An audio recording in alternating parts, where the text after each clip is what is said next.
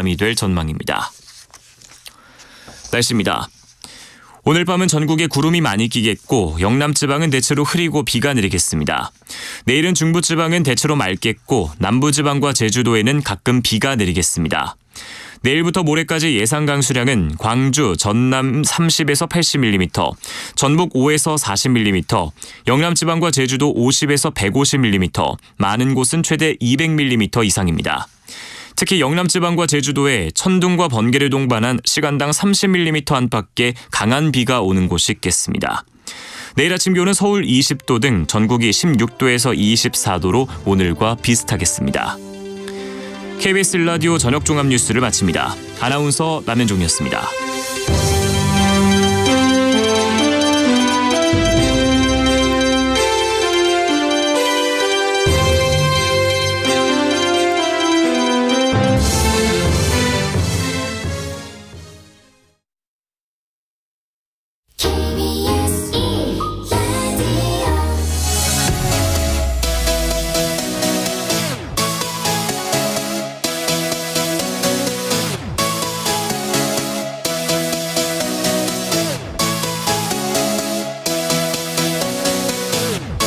KBS 열린 토론.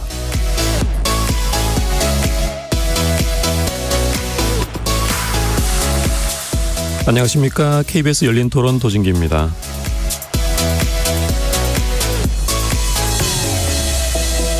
KBS 열린 토론, 오늘은 정치 외곽에서 국회를 바라보는 색다른 시선을 담은 정치 토크, 국회 외 사당으로 여러분을 만납니다. 출판 기념회의 사전적 의미는 저작물이 처음 출판되었을 때 그것을 축하하기 위해서 베푸는 모임인데요. 여의도 정계에서만큼은 그 의미가 조금은 퇴색된 듯합니다. 정치인들의 음성적 정치 자금 모금 통로로 변질되었다는 비판이 제기되고 있는데요. 정치인 출판 기념회 실태와 문제점, 국회 외 사당 패널들의 눈으로 꼼꼼히 분석, 평가해 보겠습니다. 2부에서는 유튜브 채널 운영 등 정치인의 소셜미디어 활동을 어떻게 봐야 할지 논의해보는 시간 갖도록 하겠습니다. KBS 열린 토론 지금부터 출발합니다. 살아있습니다. 토론이 살아있습니다. 살아있는 토론, KBS 열린 토론. 토론은 라디오가 진짜입니다. 진짜 토론, KBS 열린 토론. 오늘 토론 함께해 주실 네 분 소개합니다. 김영우 변호사 나오셨습니다. 안녕하세요. 이동수 청년정치크루 대표 함께하셨습니다. 안녕하십니까. 장일호 시사인 기자 자리하셨습니다. 네, 안녕하세요. 조기동 작가 함께하셨습니다. 네, 안녕하십니까.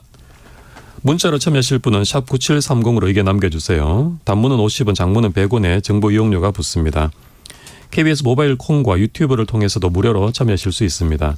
KBS 1라디오의 모든 프로그램은 유튜브에서도 함께하실 수 있습니다. 여러분의 많은 관심과 참여 부탁드립니다.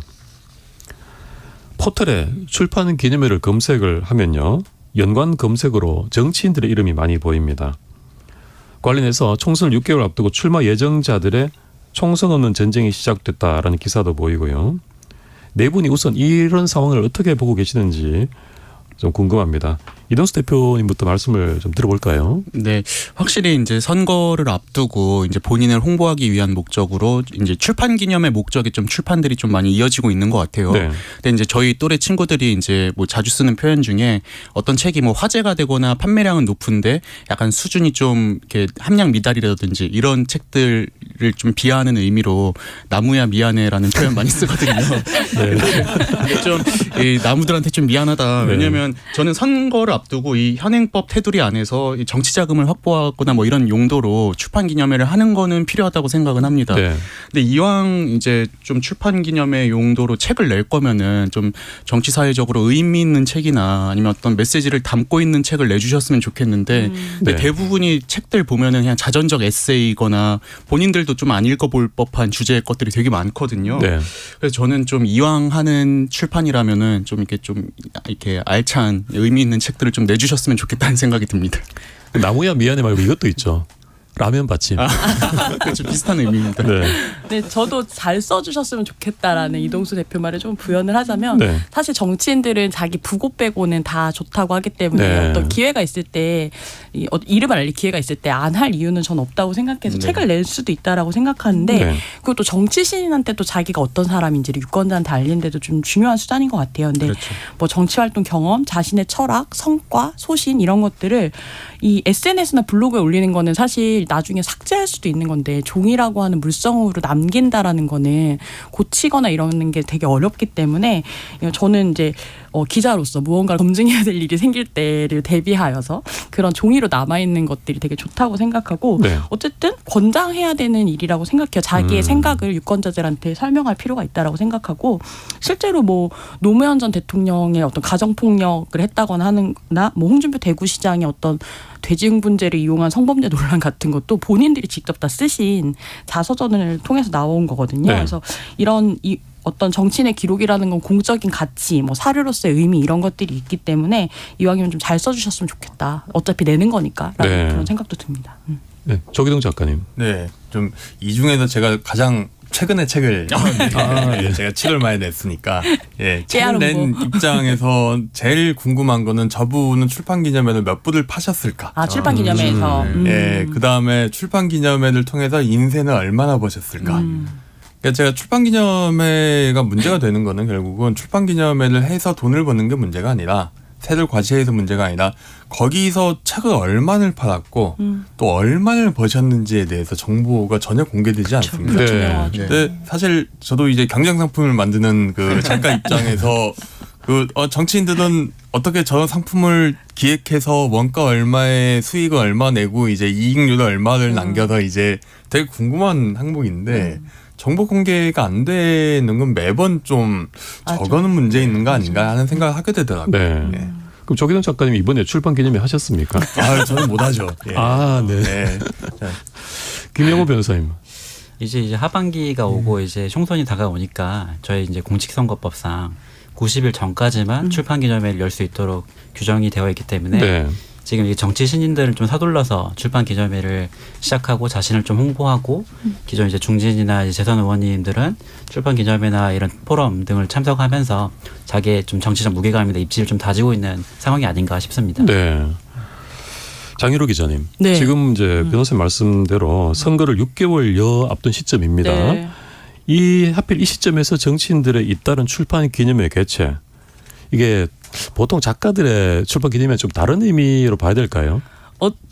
뭐 선거가 이제 코앞에 있기 때문에 총선용이라고 봐야 될 것 같아요. 이게 네. 일종의 뭐 출마 선언, 예비 후보 등록까지는 아직 시간이 있고, 그래서 또 출마 선언을 어떤 방식으로 할 거냐 해서 이제 자신을 가장 길게 설명할 수 있는 게 책이기도 하니까 아무래도 이제 선거를 의식하고 그렇게 냈다라는 생각이 들고요. 네. 사실 이게 사실상 이게 정치 자금에 포함이 되지 않다 보니까 이 선거 자금을 합법적으로라는 말이 좀 이상하긴 한데 모금할 수 있는 거의 유일한 약간 기회인 것 같아요. 출판 기념회라고 하는 게. 그러니까 책감 명목으로 비공식 이제 후원금을 좀 받는 건데 그래서 이제 출판 기념회 초대장이 오면 뭐 주로 이제 국회에 대관하는 분들은 아 청구서 왔다 이렇게 말씀하시는 경우도 있거든요. 네. 그러니까 책값보다도 뭔가 이제 내야 될 그렇죠. 지로 용지처럼 그렇게 생각하시는 부분이 있어서 근데 저는 이제 뭐 제도적으로 보완해야 될 부분은 분명히 있다라고 생각하는데요. 그럼에도 불구하고 상보상조의 어떤 개념 같은 것도 있는 것 같아요. 네. 책을 낸 것을 축하하는 마음을 전하는 어떤 통로가 사실 정치라고 하는 게 우리가 너무 막 혐오하고 너무 미워하는 어떤 대상이 되긴 했는데 공직에 나가기로 결심한 사람이라고 하면 응원하고 격려하는 것도 필요하다고는 생각하거든요. 네. 그랬을 때 뭐 정치원금도 저는 그것과 같은 맥락이라고 생각하는데 정치인의 결정 하나하나가 굉장히 우리 일상에 많은 영향을 미치고 있다라는 걸 생각하면 전 출판이라고 하는 건 굉장히 좀 장려해야 될 일은 아닌가라는 생각도 듭니다. 네. 특히 정치인의 출판 기념회 책값 명목이든 뭐 다른 뭐 좋은 의미든지 간에 봉투가 건네질 때 좀 많은 액수가 담겨진 경우 있는 것 같습니다. 네. 이런 경우에는 이게 단지 순수한 후원금일지 아니면 또 보는 관점에 따라서는 뇌물성으로 볼 수도 있을 것도 같은데 네. 조기동 작가님 어떻게 봐야 될까요? 사실 굉장히 좀 구분하기가 쉽지 않은 것 같습니다. 네. 왜냐하면은 뭐 돈이 많은 사람들이 후원을 이 정치인에 대해서는 후원을 하겠어라고 하면은 그 사람 입장에서는 뭐 작은 많지 않은 돈이지만 뭐 일반적인 뭐 기준에서는 많은 돈일 수도 있는 거고. 네. 그 다음에 기존 정치인 같은 경우에 특히 뭐 어디 상임위에서 산업통상자원위 같은 데서 만약에 활동한 국회의원이 있다고 치면은 거기서 활동한 유관 기업들이 뭐 저 국회의원을 좀 도와줘야 된다 내지는 우리가 좀 신세를 졌으니까 뭐 이번엔 좀 소액을 좀 보태주자 이렇게 돈 댔을 경우에 담당자나 뭐 그게 또다시 대가성이라고 보기 힘든 구석들이 있거든요. 네. 하지만은 이제 이게 출판기념회로 구속된 경우가 거의 흔치 않은데 첫 구속 사례가 2014년에 신하경 의원 사례인데요. 네. 그때를 보면은 이제 유관 교육 그분 전임 상임위가 교육위원회였는데 그 몇몇 단체로부터 수천만 원 정도의 그 출판기념회 후원금을 받고 네. 또 그 대가성으로 이제 입법을 하셨더라고요. 그리고 그 대가성의 직접적 인과관계가 입증이 되고 이럴 경우는 명확히 뇌물죄로 이제 되는 거겠죠. 네. 하지만 문제는 이제 그 과정이 굉장히 불투명하다는 것. 네. 결국 이제 그 의원 출판 기념회를 해서 누구에게서 얼마를 받았다는 게 전혀 공개되지도 않고 거기 알 수도 없다는 점이 좀 이렇게 의혹을 계속 키울 수밖에 없는 상황 아닌가 싶습니다. 네. 저도 이제 조 작가님이랑 비슷한 생각인 게 얼마 전에 미국의 트럼프 대통령이 이제 머그샷 찍고 나서 다음 날부터 그거를 또 뭐 판매하는. 티셔츠나 이런 걸로 이제 수십 달러에 판매를 하고 있더라고요. 네. 근데 저는 지지자들이 후원하는 의미에서 뭘 비싸게 사고 이거는 문제는 안 된다고 생각은 해요. 오히려 이제 뭐 어떤 정치 이런 활성화나 이런 걸 위해서 장려할 일이라고 보는데, 근데 문제는 이제 이해관계가 얽혀 있는 경우, 특히 이제 국회의원들 같은 경우는 아무래도 피감기관들도 있게 마련인데 네. 이분들을 상대로 이제 책을 판다는 게 사실상 어떻게 보면 그분들한테는 강매로도 느껴질 수 있지 않을까. 이제 아까 말씀하신 사례랑 비슷한데 2015년에 이제 국회 산업통상자원위원회 위원장이었던 노영민 의원이 이제 그 산하기관들을 상대로 이제 본인의 책을 막 수백만 원어치씩 팔면서 심지어 이제 카드 단말기를 또 사무실에다 비치를 해가지고 문제가 된 적이 있었거든요. 네. 불출마 선언하시고. 네, 맞습니다. 그것 때문에 이제 당 윤리심판원으로부터 당원 자격정지 6개월 징계도 받으셨는데 네. 이 경우에는 저는 그게 뭐 뇌물 이런 걸 떠나서 사실상 좀 의원으로서 피감기관이나 이런 데를 상대로 좀 강매하고 이런 거는 바람직하지 않다고 생각을 합니다. 그 법적으로 딱 뇌물로 성격이 되지 않는다 하더라도 그렇죠. 그 정도까지 도의적으로 가는 건 그러면 조금 더 윤리적으로 문제가 있을 것 네. 같다 이런 말씀이신 거잖아요. 실제로 이번에 노웅래 의원이 지난 3월이었나요? 검찰에서 자택 압수수색 과정에서 3억 원 정도가 나왔는데 네.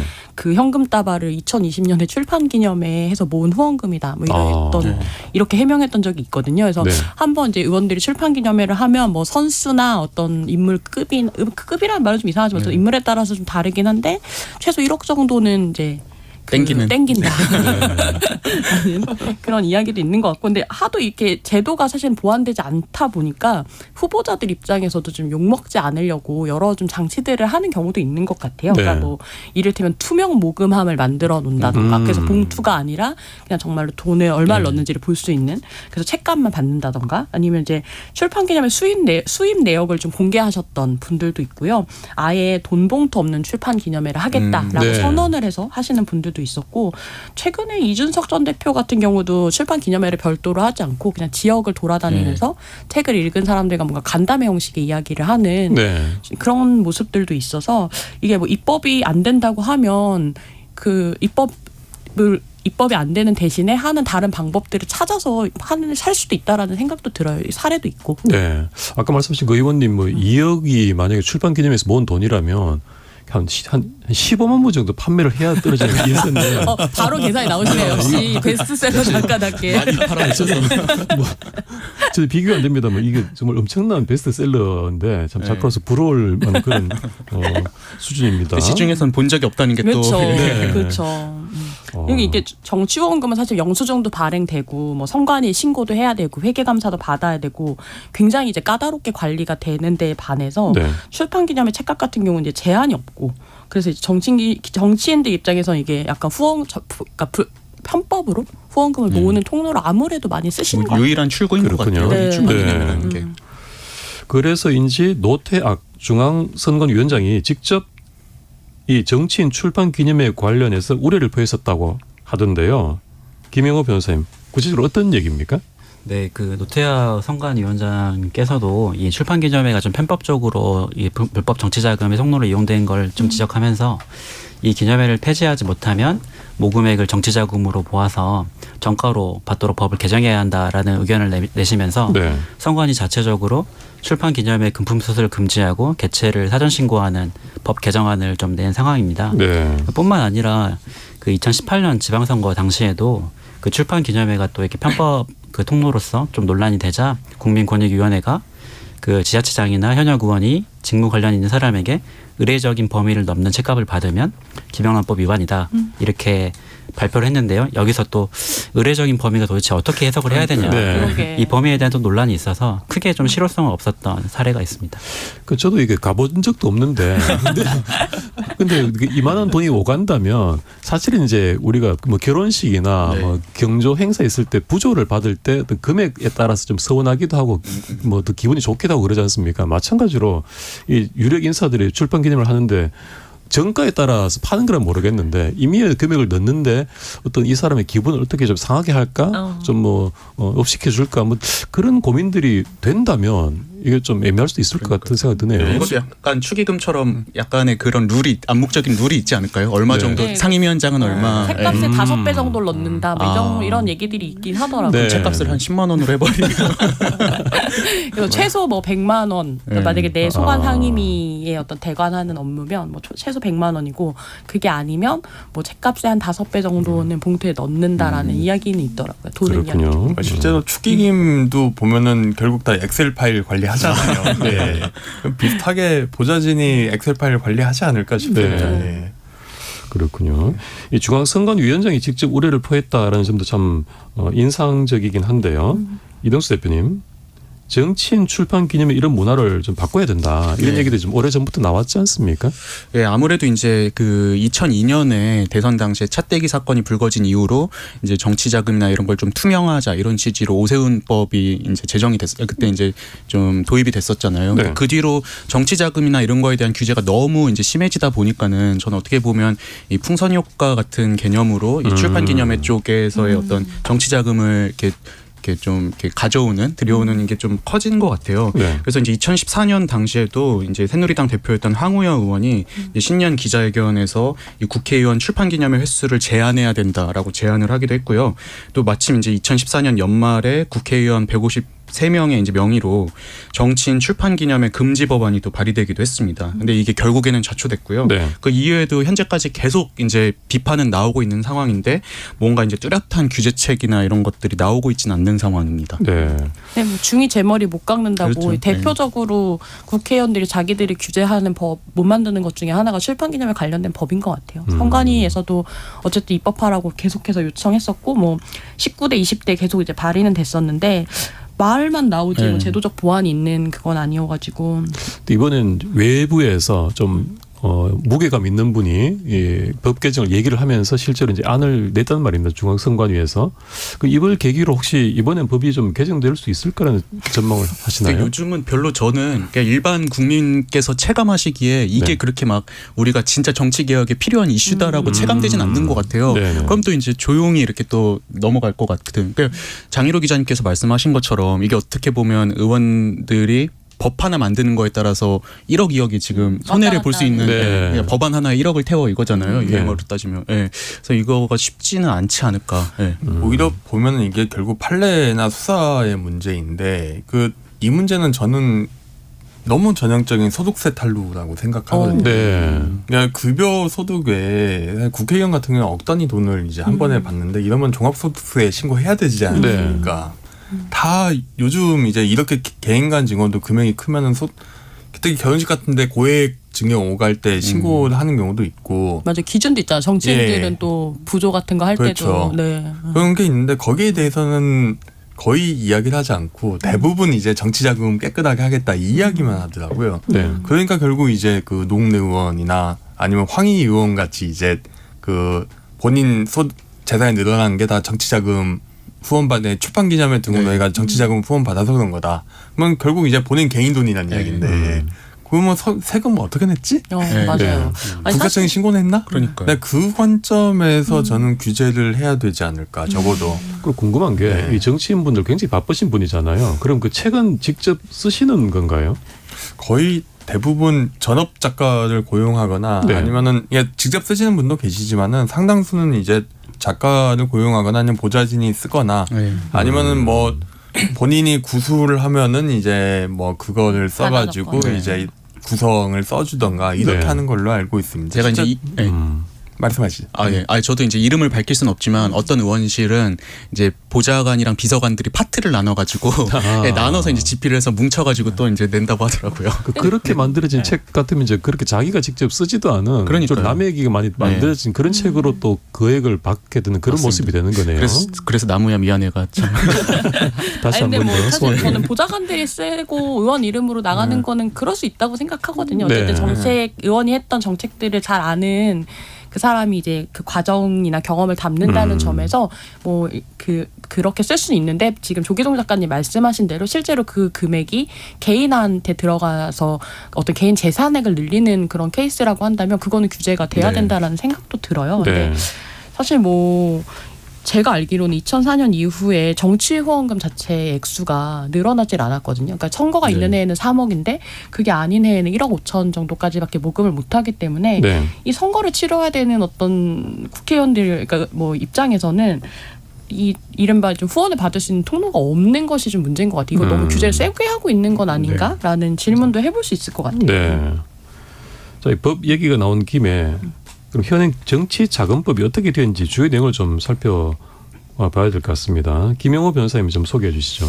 네, 사실상 이 출판 기념회랑 좀 직접적으로 연관된 법은 이 정치자금법이라기보다는 뭐 공직선거법이나 김영란법이 될 수 있을 것 같은데 기본적으로 약간 배경 지식처럼 정치자금법의 약간 주요 내용을 좀 살펴보면 이게 정치자금에는 이제 당비와 후원금, 기타 큰 보조금 등으로 좀 구성이 되어 있고 이 정치자금법이 굉장히 엄격하게 이 회계를 좀 규정을 하고 있습니다. 네. 그래서 이 편법 후원 같은 문제가 발생하지 않도록 그 모든 회계를 좀 공개할 수 있고 그 기부 후원인이 모금할 수 있는 한도와 그 기명으로 할 수 있지, 익명으로 할 수 있지, 뭐 가명으로 할 수 있을지에 대한 각각의 한도를 다 규정하고 있고 그 받는 사람의 입장에서도 방금 말씀하신 것처럼 국회의원의 경우에는 선거가 없는 애는 1억 5천, 선거가 있는 애는 3억까지 좀 모금할 수 있도록 지금 규정하고 있습니다. 네, 그렇군요. 정치인들한테 돈, 자금 늘 고민거리일 수밖에 없을 텐데요. 장희로 기자님. 네.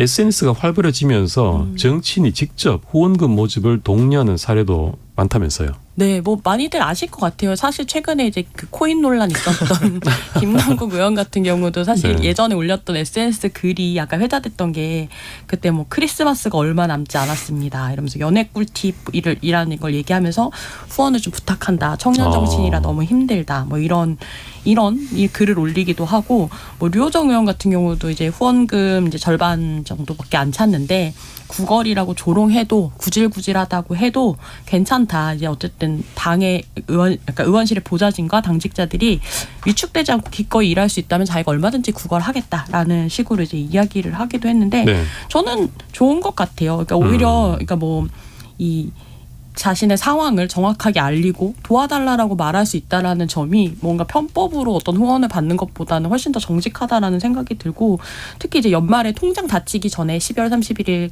이전에 많이 하는데 저는 이제 뭐 개인적으로는 안정적인 의정 활동을 위해서는 국고가 다 보조를 하고 사실 이제 의정 활동이 필요하거나 선거에 드는 돈은 국고가 보조하고 그거를 잘 감시하는 게 더 좋지 않나라는 생각도 드는데 네. 근데 한편으로는 국민들이 선거 때가 아니면 국회의원의 의정 활동에 대해서 지지를 표하거나 응원을 하거나 이럴 수 있는 방법이나 통로가 많이 없거든요. 네. 그래서 이 정치 후원금이 가진 분명한 순기능이 있다고 생각하고 10만 원까지는 연말정산이 되기 때문에 좀 관심 있으신 분들은 많이 좀 보셔도 될 것 같아요. 아무래도 좀 조직이 없는 비례라든지 뭐 초선이라든지 특히 또 여성이라든지 이런 분들은 모금하기가 또 쉽지가 않아서 이게 근데 좋은 거는 사실 정치 자금을 양성화하는 효과가 있거든요. 정치 후원금 자체가. 네. 그래서 이걸 제한하면 할수록 사실 돈 없는 사람들은 정치를 할 수가 없기 때문에 그래서 그런 식으로 생각했을 때 보면 뭐 포퓰리즘으로 돈을 모은다라고 이런 글을 올리는 거를 비판할 수도 있지만 그게 또 어떻게 보면 우리 정치 현실이라면 또 현실 아닌가라는 생각도 들고 그렇다면 진짜 일을 잘하는 사람들도 돈을 모을 수 있다라는 걸 보여주는 거는 민주 시민들이 할 일은 아닌가라는 그런 생각도 듭니다. 네. 그 시민들께서 좀 궁금해하실 수도 있어서 제가 좀 대신 여쭤보겠습니다. 그럼 이 정치인들이 이 사실 의원들이면 세비를 받고 그 임금에 대해서 보조를 받는 걸로 알고 있는데 보좌관들. 그 이 정치 자금이 그 외에도 이렇게 많은 돈이 더 필요한 건 어떤 용도일까요? 그 일단 뭐 세비로도 나오기도 하는데 이제 많은 의원들이 또 지역구 사무실을 두잖아요. 네. 그게 이제 진짜 돈 먹는 하마거든요. 일단 임대료 나가야 되고 또 지역구 사무실에 상주하시는 어떤 직원분들도 고용해야 되고 하는데 네. 그런 데서 이제 주로 이제 정치 후원금이 많이 쓰이고 있고요. 네. 그리고 또 식비나 이런 것들도 의원들 입장에서는 만만치 않은 게 보통 사람 우리가 많이 이제 만나야 되니까. 사람들 많이 만나기도 하고 밥 먹으면 당연히 의원이 낼 거라고 또 생각을 하잖아요. 네. 그러다 보니까 또 그 부담도 만만치 않은 것 같더라고요. 네. 네. 사실 정치 자금이 왜 필요하냐고 많이 궁금해 하시는데 네. 이게 정치인이 밥을 안 사면은 이게 안 되기 때문에 그런데 그 밥을 한두 끼 사는 게 아니고 매일 사실 하루에 그 점심이나 저녁 중 한 번 최소 한 번 이상 몇 명 여러 명들한테 이제 사줘야 되는 상황도 있고 아니면은 행사를 하거나 뭐 연차는 지역구 주민이나 아니면 유권자를 상대로 뭐 행사를 하거나 그분들과 뭐 그 뭔가 만찬하거나 이러면은 돈이 굉장히 많이 들어가게 됩니다. 이게 네. 이제 밥 먹는다고 오해하실 수도 있을 것 같은데 정책 개발 비용으로도 쓰죠. 왜냐하면 그렇죠. 그거 네. 자체가 많이 이 지금 세비 받는 걸로는 부족하거나 이런 경우를 대비해서 쓰고 뭐 하다못해 용역을 발주하거나 이런 경우들도 있기 때문에 네. 게다가 뭐 본인의 정책이나 정치를 홍보하는 용도로 그쵸. 굉장히 많이 쓰고 심지어 이제 그 의원들이 타고 다니는 차들 같은 경우 주행거리 엄청난데 그 차를 이제 임차하고 많은 부분 임차를 하시는데 임차하고 이게 유류비나 뭐 이런 데 쓰는 돈도 굉장히 많이 들어요. 네. 그리고 또 지역구가 이제 서울이나 경기 맞아요. 같은 경우는 괜찮지. 뭐 서초구, 갑, 어디 뭐 도봉구, 을 뭐 이런 식으로 하나잖아요. 네. 근데 이제 복합 선거구들 있거든요. 여러 개 시군을 합친 지역으로 데는 갈수록. 예, 또 지역마다 또 하나씩 사무실을 둬야 되는데 네. 그게 또 진짜 임대료며 인건비며 이런 것들이 만만치 않죠. 그렇군요.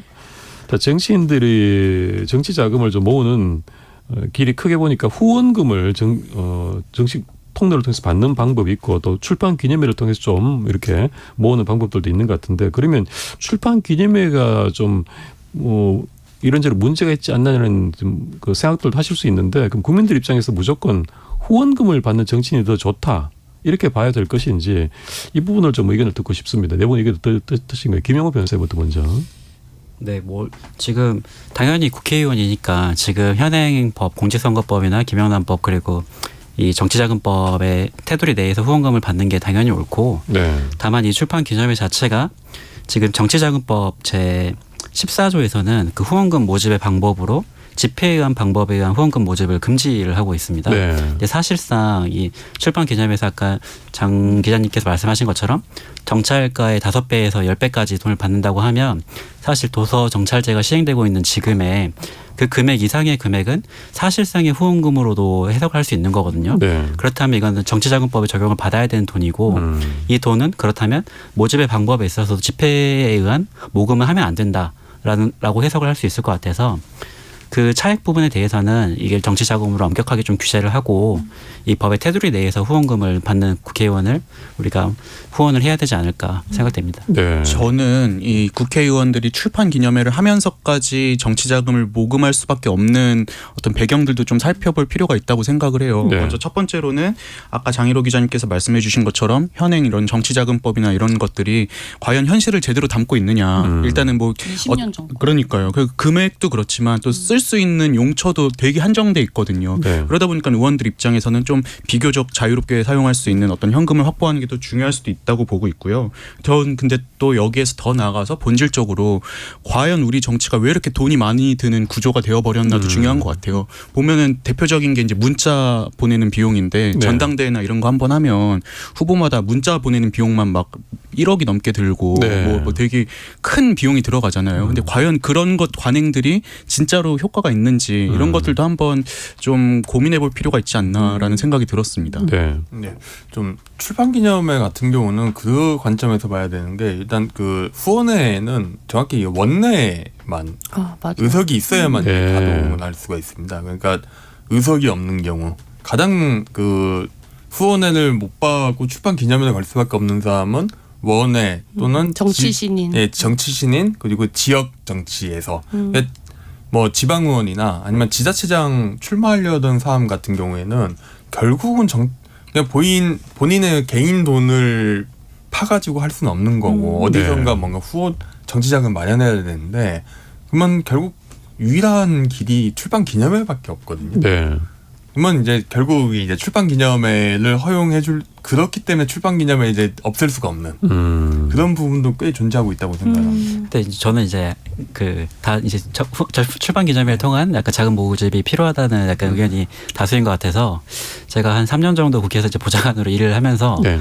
가까이서 본 국회의원님들의 후원금 어떻게 쓰는지를 약간 볼 수는 있는데 저는 이게 사실상 그렇게 우리가 정치를 하는데 돈이 많이 드나 네. 이런 생각을 저는 많이 해요. 사실 네. 뭐 선거를 하게 되면 중앙당이나 이렇게 당 자체에서 이렇게 보조되는 금액도 크고 그 후원금의 모금도 2배로 늘어나고 평상시에는 뭐 국회 정치에는 당연히 메시지와 일정이다라고 얘기를 하는 것처럼 그 일정에 수반되는 비용이 약간 보조가 되는 건데 아까 말씀하신 이동 차량 뭐 카니발 비용이라든지 그 보좌진들의 그 비용 모두가 이제 세금으로 이제 지급이 되고 있는 상황이어서 좀 과연 이게 1억 5천, 3억 이상의 돈을 1년 동안 국회의원 개인이 쓸 수 있는 금액일까라는 의구심도 살짝 있는 네. 저는 편입니다. 이 정치권의 비효율성이 너무 큰 것 같아요. 네. 좀 약간 컴팩트하게 좀 불필요한 비용들은 제거하고 이런 노력도 필요한데 이런 노력은 아직은 없으면서 이제 출판 기념회만 문제되는 거는 조금 저희가 좀 다시 생각해봐야 되지 않나 싶습니다. 네. 근데 저는 사실 정치 자금은 좀 풀어줄 필요가 있다라고 생각하기는 해요. 그러니까 이게 뭐 국회의원들이 실제로 돈을 얼마나 쓰는가보다도 이거를 조이면 조일수록 사실 정치를 할 수 있는 사람이 제한이 된다라고 생각하거든요. 돈이 없는 사람이 정치를 못하고 그럼 나를 대변할 수 있는 사람이 어떤 의회 제도권 안에 들어가지 못할 수도 있다라고 생각하면 더 많은 어떤 지원이 필요하다라는 생각도 들고 한편으로는 이 뭐라 그래야 될까요? 어쨌든 우리 국민들도 정치 후원금이라고 하는 제도가 있고 그것이 정치를 응원할 수 있는 방법일 수 있다라는 것도 좀 많이 알아주셨으면 좋겠다. 네. 이런 생각. 저도 그래서 장 기자님 말씀에 진짜 전적으로 공감을 하고요. 그래서 저희도 이런 제한 어떤 뭐 금액이라든지 아니면 용처라든지 이런 데 제한은 두지 않고 그냥 다 열어두되 그냥 투명하게 공개하는 그렇죠. 방식으로만 가도 괜찮겠다는 생각이에요. 네. 잘 보여주면 그러시군요. 좋겠다. 다 그냥 드러내서. 하지만 정치인들이 가장 싫어하는 이런 류의 정보 공개죠.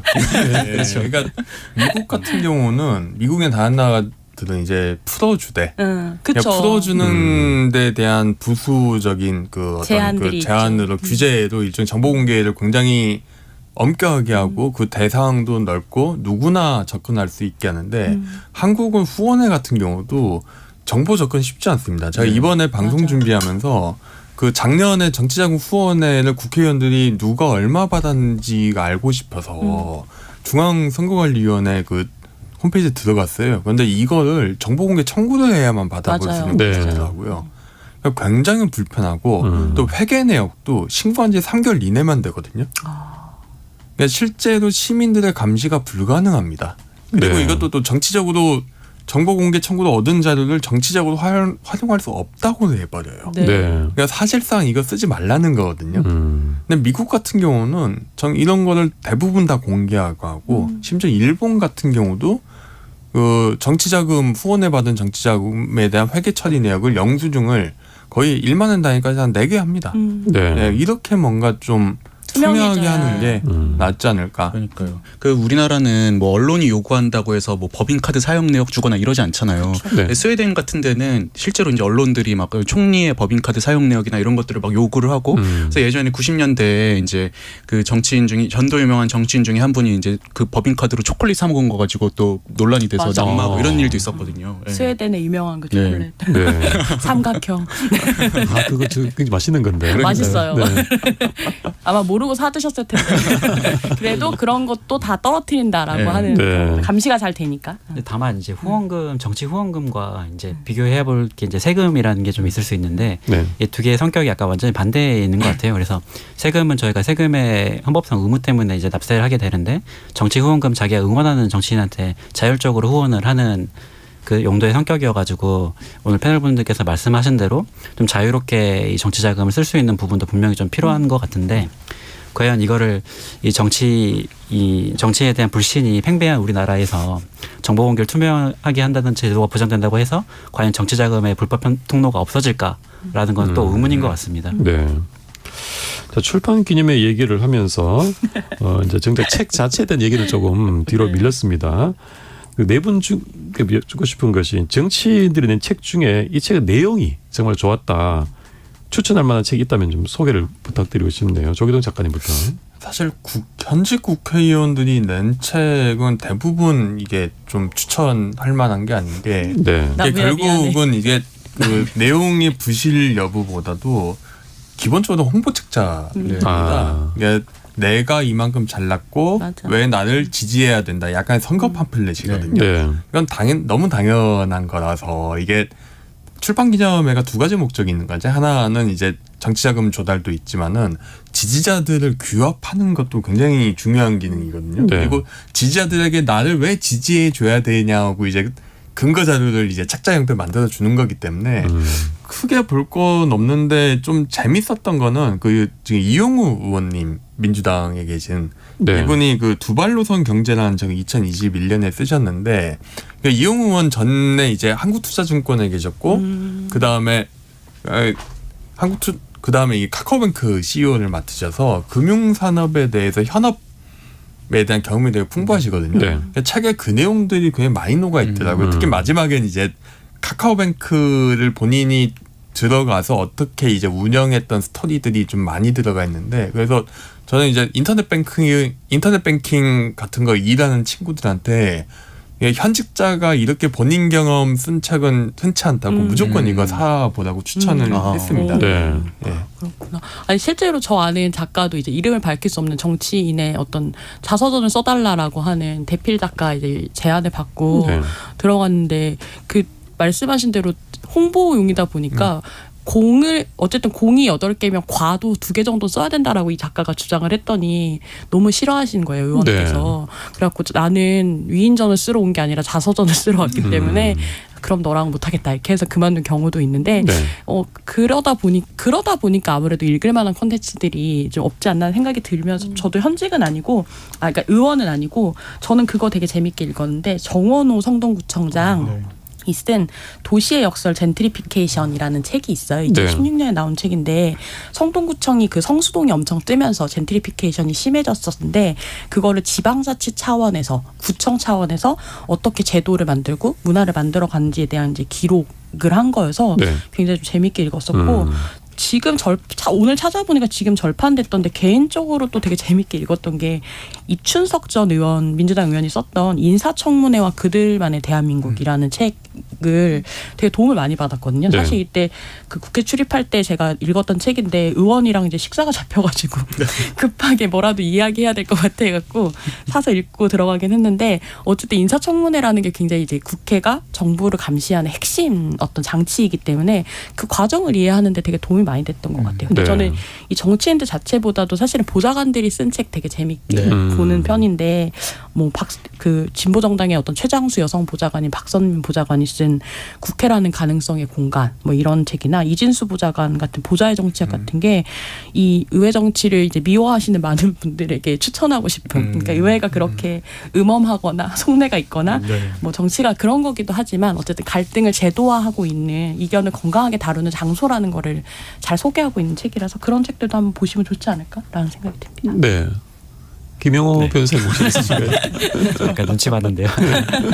그 출판 기념회가 말씀하신 대로 이렇게 자금 모집의 기능이 있고 또 자기 홍보하는 기능이 있는데 또 하나 숨겨진 기능은 그 후보자가 출판 기념회 했을 때는 이제 상대방이 허위 사실이 있는지를 판단할 수 있는 그런 약간 족보 같은 그런 맞아요. 개념이거든요. 그래서 네. 종이로 내는 게 중요해요. 네. 그래서 종이로 내는 게 굉장히 민감한 작업인데 선거가 되면 이제 상대방 후보자는 이 출판 기념회에서 나온 책들을 몇몇이 이렇게 읽으면서 허위 사실을 좀 찾아내려고 하는 노력이 있는데 다시 이제 주제로 돌아와서 제가 좀 가장 좀 추천할 만한 그런 책은 그 김종인 전 위원장님이 쓴 그 왜 대통령은 실패하는가.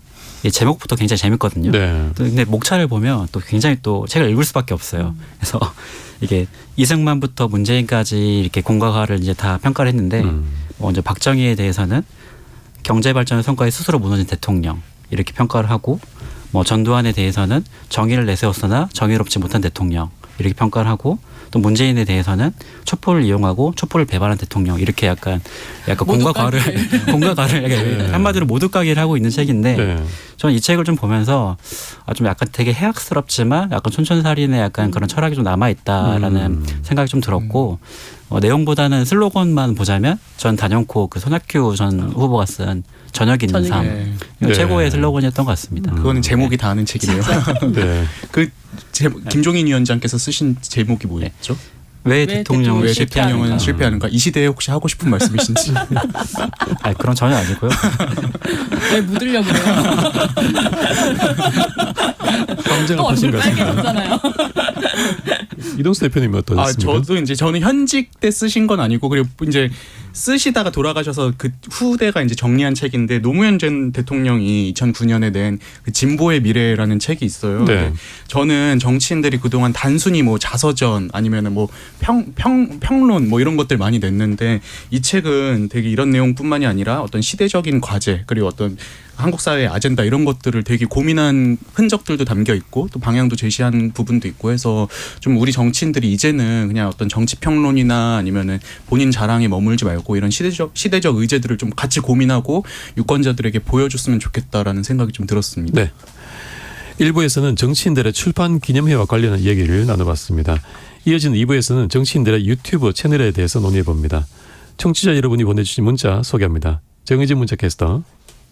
네, 지금까지 여러분이 보내주신 문자들 소개합니다. 유튜브에서 빵님, 정치인들은 보통 대필 전문가들이 대신 책을 써준다고 하는데 이에 대해 조기동 작가님 생각이 궁금합니다. 저는 글쓰기가 노동이라는 생각을 평소에 하지만 정치인들 책들을 대필 전문가들이 대신 써준다는 말을 듣고 글쓰기가 무엇인가에 대해 회의를 느끼거든요. 조혜숙님, 책을 낼 만큼의 수준 있는 글을 쓰는 정치인들이 우리나라에 얼마나 될까요? 갑자기 궁금해지네요. 출판 기념회는 허울일 뿐 주머니 무겁게 와서 얼굴 도장 찍고 가는 행사가 아닐까 싶어요. 유튜브에서 마이머스원님, 의원 본인의 정치 철학을 엿볼 수 있다는 점에서 국회의원들의 책 출판 건강한 문화라고 봅니다. 지지합니다 해주셨고요. 3838님, 생각보다 부작용도 많아 보이네요. 김영란법에 버금가는 정치인 출판법을 만들어야 하지 않을까요? 백대현님, 대필비로 몇 억까지도 받는다던데 그럼 책 한 번 내고 정치인들이 얼마를 번다는 겁니까? 얼마를 들여 책을 만들고 얼마를 팔았는지 투명하게 공개하도록 관련 법을 제정해야 한다고 봅니다. 0492님, 오늘 패널분들이랑 성우님 다 분홍색 옷 입고 오셨네요. 맞춰 입으신 건가요? 라고 보내주셨습니다. 네, KBS 열린 토론 이 시간은 영상으로도 생중계하고 있습니다. 유튜브에 들어가셔서 KBS 1라디오 또는 KBS 열린 토론을 검색하시면 지금 바로 토론하는 모습 보실 수 있습니다. 방송을 듣고 계신 여러분이 시민 농객입니다. 계속해서 청취자 여러분들의 날카로운 시선과 의견 보내주세요. 지금까지 문자캐스터 정의진이었습니다. 토론은 치열해도 판단은 냉정하게. 복잡한 세상을 바꾸는 첫걸음은 의외로 단순할지도 모릅니다. 평일 저녁 7시 20분 당신을 바꾸는 질문.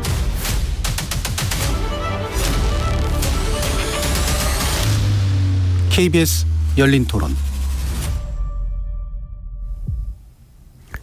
KBS 열린 토론 2부에서는 조기동 작가, 장희로 시사인 기자, 이동수 청년 정치크루 대표, 김영호 변호사 네 분과 함께 정치인 유튜브 채널 실태와 관련 쟁점들에 대해 논의해 보겠습니다.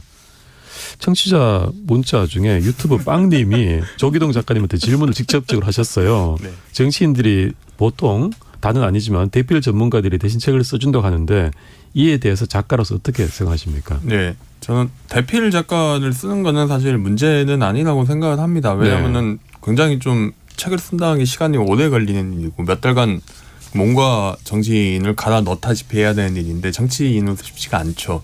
하지만은 대필 이게 되게 저는 출판 시장이라는 게 분명히 굉장히 경쟁적이고 독자들도 보는 눈이 있기 때문에 그 대필 작가를 쓴다고 해도 정치인이 그만큼 정성을 기울이지 않으면 그냥 콘텐츠를 던져주지 않으면은 괜찮은 책이 안 나오거든요.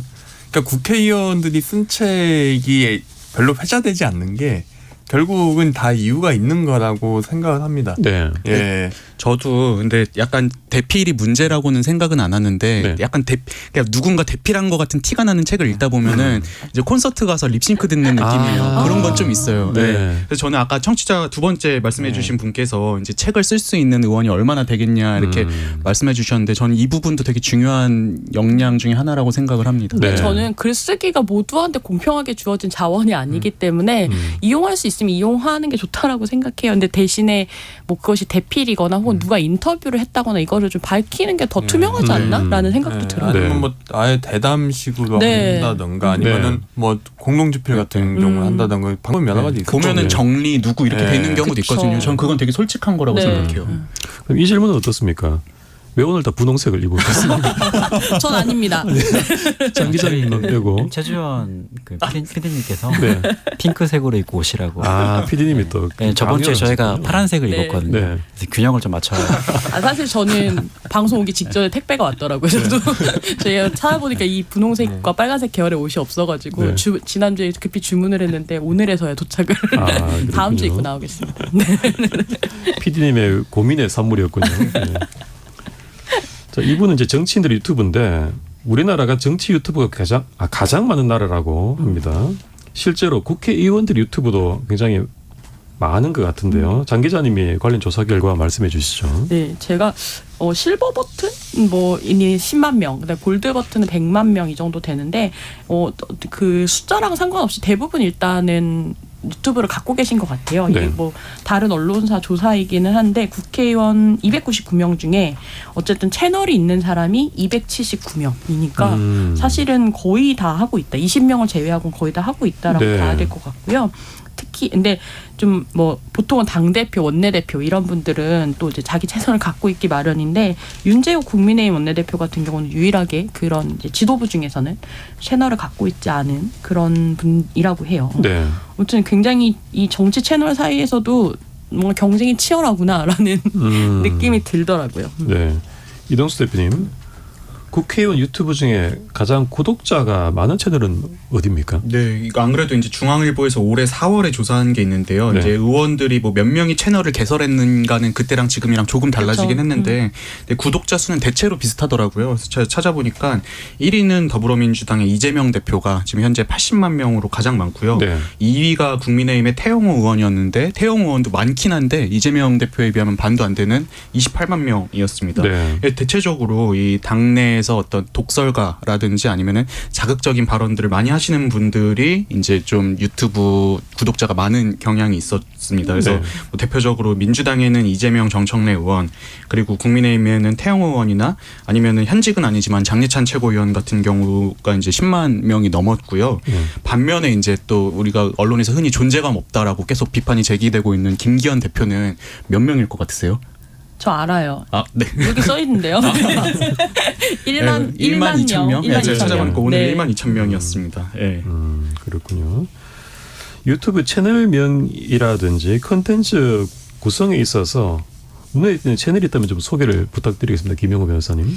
네, 일반 대다수의 채널은 그냥 국회의원 이름이나 아니면 그 이름 뒤에 TV를 좀 붙인 좀 저형화된 그런 이름이 대다수인데요. 네. 좀 특이하게 이제 흥미를 좀 유발하는 그런 채널이 몇 개 있는데 먼저 국민의힘 박성중 의원님 같은 경우에는 그 KBS 인간극장 도입부 약간 오마주 하셔가지고 상중극장이라는 채널을 운영하시면서 지역구 민원을 듣는 모습을 연출하기도 하시고 또 민주당의 임종성 의원님 같은 경우는 힐링 캠프를 조금 오마주 하셔가지고 이렇게 비슷한 느낌으로 채널을 좀 운영하고 계십니다. 그리고 뭐 제 3당으로는 기본소득당의 용해인 의원님이 계신데 용해인 의원님께서는 그 동영상 콘텐츠 자체보다는 쇼츠로 자신의 발언이나 그 방송에서 했던 메시지들을 그 주요 요약해서 좀 전송을 하면서 꽤 높은 200만 이상의 조회수를 달성하고 있기도 합니다. 네.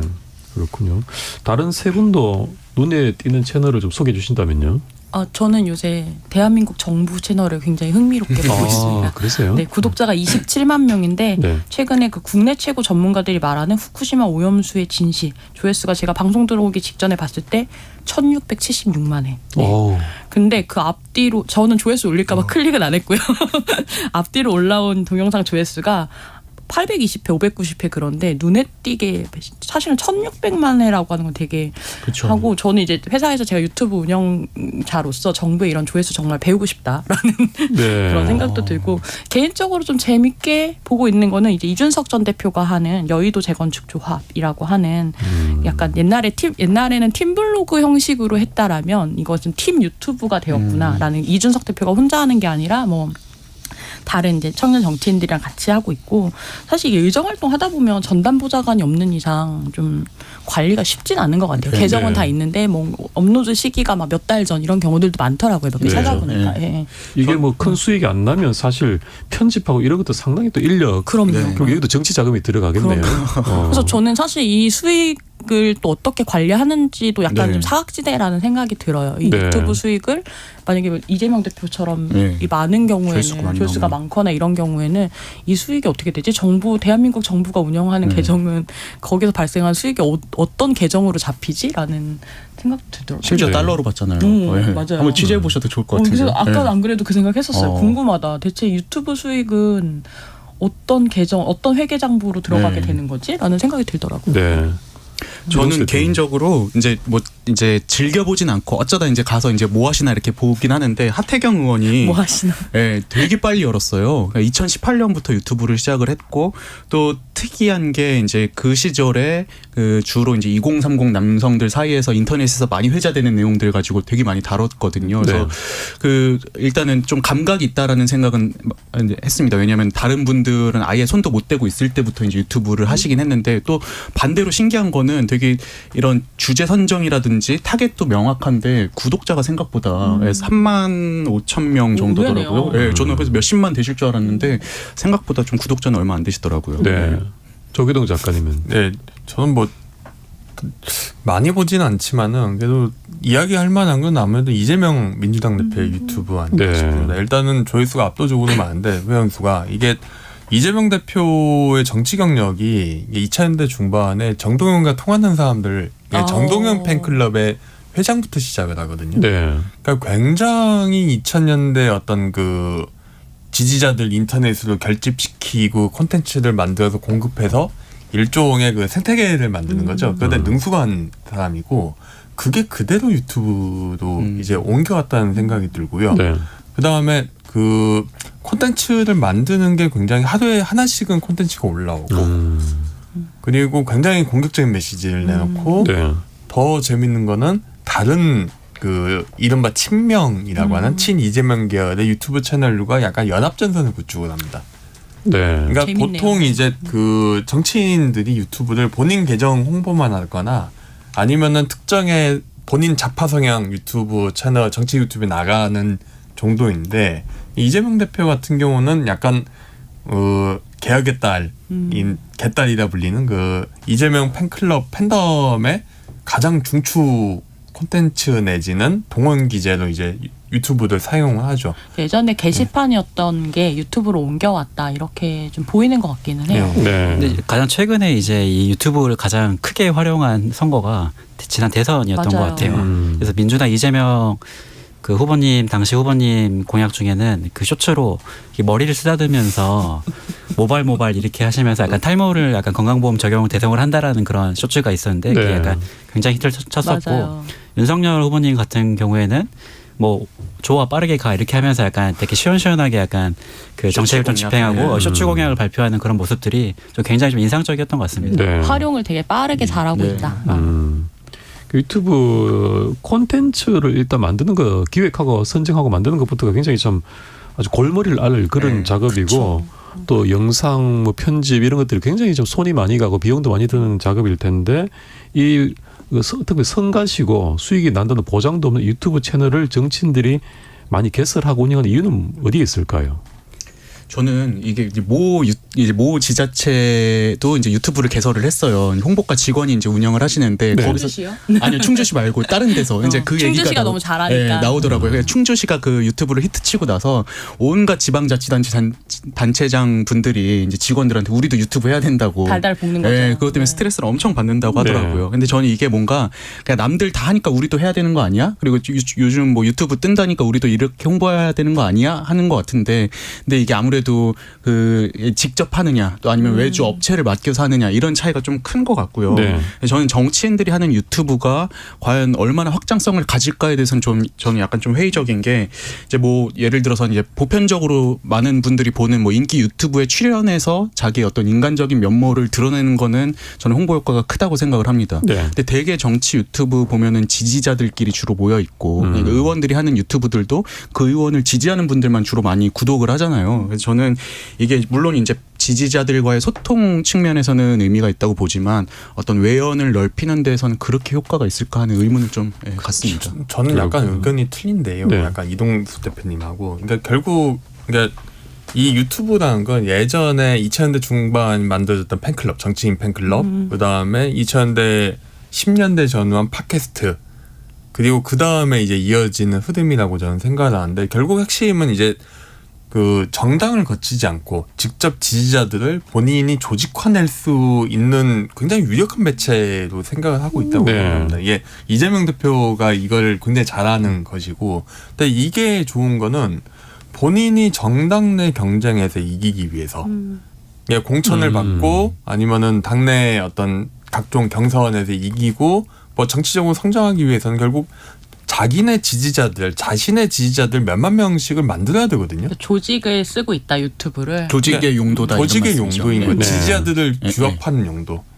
이 약간 팬덤 정치로 발전하고 있다 이야기 하잖아요. 그런 팬덤 정치의 적극적인 통로로서 사용하고 있다고 생각하고, 그러니까 결국 이게 이제 연예인 팬덤도 이제 굉장히 이제 양극화된 것처럼 거기는 이제 20대 80이 아니라 거의 1대 99잖아요. 네. 그러니까 정치인 팬덤이나 정치인 유튜브도 이게 많이 양극화된 게 그걸 그대로 반영하고 있다고 생각하고요. 네. 저는 이 부분이 굉장히 좀 그 향후 정치에 많이 영향을 미칠 것 같은 게 그 국민의힘 전당대회 결과를 보면은 2021년 6월에 최고위원 그 뽑는 거를 보면은 종편 스타들이 굉장히 많습니다. 맞아요. 네, 조수진 의원, 배현진 의원, 뭐 정미경 씨, 뭐 등등 종편 스타들인데 그 다음에 2023년에 했던 것도 뭐 김명민 의원, 조수진 의원, 뭐 장희찬 뭐 최고위원. 최고위원 같이 다 그 종편 스타들이거든요. 종편 네. 스타인이자 유튜브.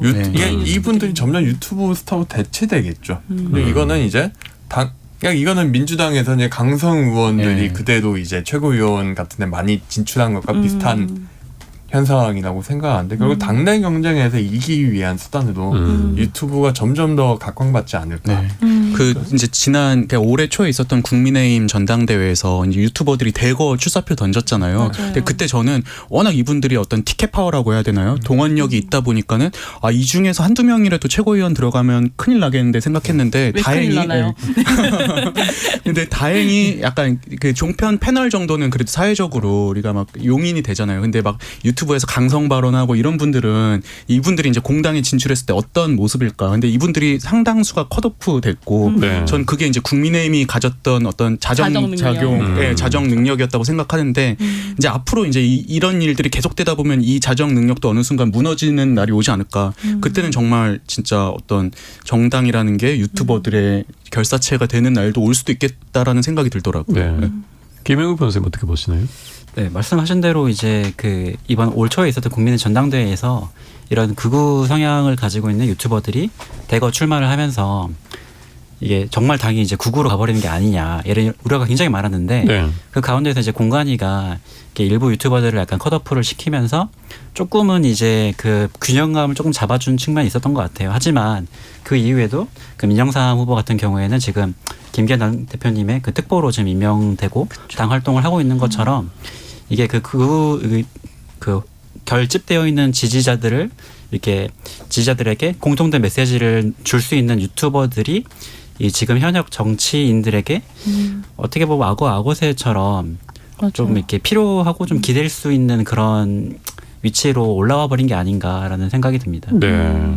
근데 저는 이것도 약간 사료의 어떤 관점에서 좀 보는데 어쨌든 이 사람들이 말하는 것, 생각하는 것을 좀 사후적이나마 검증할 수 있는 자료로 남아 있는 것 같아요. 이분들이 지우지 않는 이상. 네. 그런 측면에서는 의미가 있지만 사실은 어떻게 보면 실제로는 자기 지지자한테 말한다고 하더라도 대중을 상대로 설명을 하고 국민을 상대로 이야기해야 되는 어떤 정치인들이 유튜브 채널이라고 하는 자기의 어떤 세계 안에 있는 사람들을 대상으로만 이야기하는 것이 과연 정치인으로서 적절한가에 대해서는 논의를 계속 해야 되는 부분이 아닐까라는 생각도 듭니다. 네.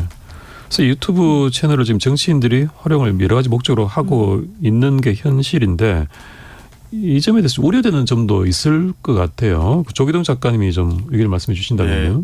저는 약간 이런 마음은 되는지 모르겠지만 저는 여권이 몰락하는 징표 중 하나도 여권 정치인들이 유튜브를 보라고 이제 외부인들한테 떠들고 다니는 거라고 생각하거든요. 네. 그냥 민주당 유력 정치인들이 예전에 되게 총기가 넘쳤고 대표적인 전략가고 민주당의 승리를 이끌었던 사람인데 어느 순간 내가 노안이 와서 유튜브를 보기 시작했다고 말하신 다음에 뒤에 막 주변 사람들 유튜브를 보라고 권하셨다는 그런 이야기를 들으면서 저 당이 어디로 갈까 싶었는데 결국 이제 정권이 교체되더라고요. 뭐 이번에도 비슷한 게 대통령실에 있는 분들이 기자들한테까지 유튜브를 보라고 하는 경우가 왕왕 있거든요. 네.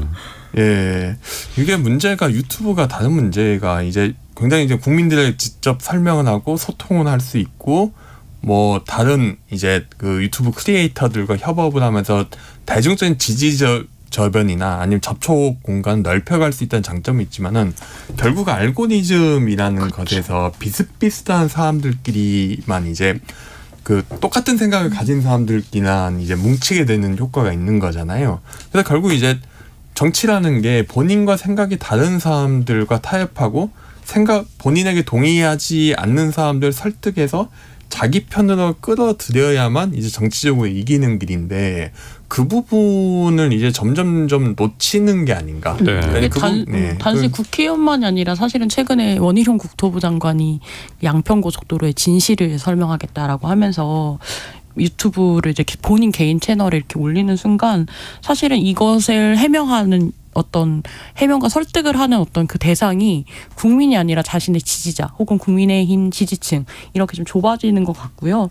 어쨌든 그것으로 인해서 자기 정치 기반을 다진다라고 하는 게 정부 정책을 설명하는데 개인 어떤 유튜브 채널에 나와서 이야기한다라는 것 자체가 이건 뭐 언론의 기능이 사실은 약화된 점과 연결해서 봐야 되겠습니다만 우려되는 지점이 없지 않나 있죠. 저는 이게 이제 정치 유튜브들이 성장하게 된 배경도 살펴봐야 된다고 생각을 해요. 이제 우리나라에서 유튜브가 막 비약적으로 사람들이 많이 이용하기 시작한 게 한 2017년, 18년 이즈음이었는데 초창기에 요즘이야 이제 많은 분들이 다 이용을 하시지만 초창기에 유튜브를 많이 이용하는 집단이 어딘가 보면은 10대, 20대 청년 청소년들이나 아니면 60대 이상이었거든요. 네. 근데 이게 보면은 박근혜 대통령 탄핵 당시에 이제 이 논란을 처음 띄운 게 사실은 보수 언론이었잖아요. 보수 언론 뭐 소속의 어떤 종편이라든지 이런 데서 이제 뭐 미르 재단이랑 태블릿 PC 이런 의혹들을 보도를 하면서 이제 강성 보수층에서 이제는 이 언론들도 못 믿겠다. 그럼 뭘 봐야 되냐 했을 때 그때 대안으로 떠오르는 것들이 이제 이런 우리가 흔히 극우 유튜버라고 하는 것들이 그때 이제 채널이 생겨나면서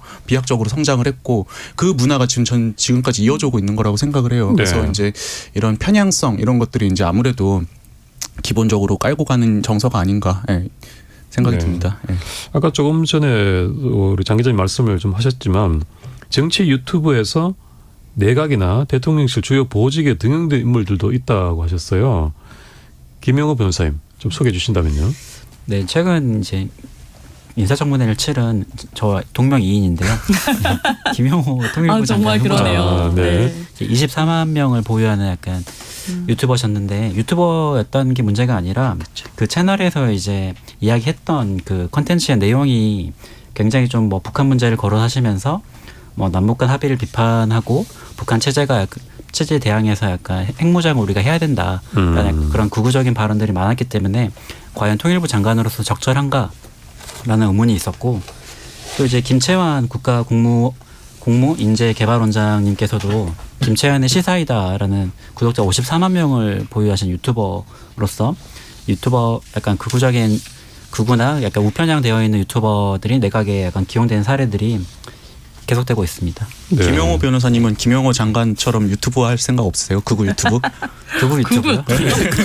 자꾸 함정을 파시는 뭐한 100만 이상 될 수 있다면 제 양심의 가치를 한번 비교를 해보고 고민해 보겠습니다. 네, 지우지 않으셨으면 좋겠어요. 유튜브를 하는 건 저는 진짜 상관없다고 할 수도 있다고 생각하는데 네. 뭐 인사청문회 앞두고 다들 그렇게 지우시더라고요. 너무 쉽게 본인들의 어떤 게시물을 검증 대상으로 생각하지 않으시고 막 말했다가 갑자기 어디 막 임명되면 부랴부랴 지우고 네. 이런 것들이 전 되게 그 부분이 더 나쁜 것 같아요. 네. 그래서 요즘에는 그 국회에서 저희가 이제 야당이 이제 인사 검증을 할 때 저 후보자는 이렇게 사이버 청소부를 좀 고용한 것 같다.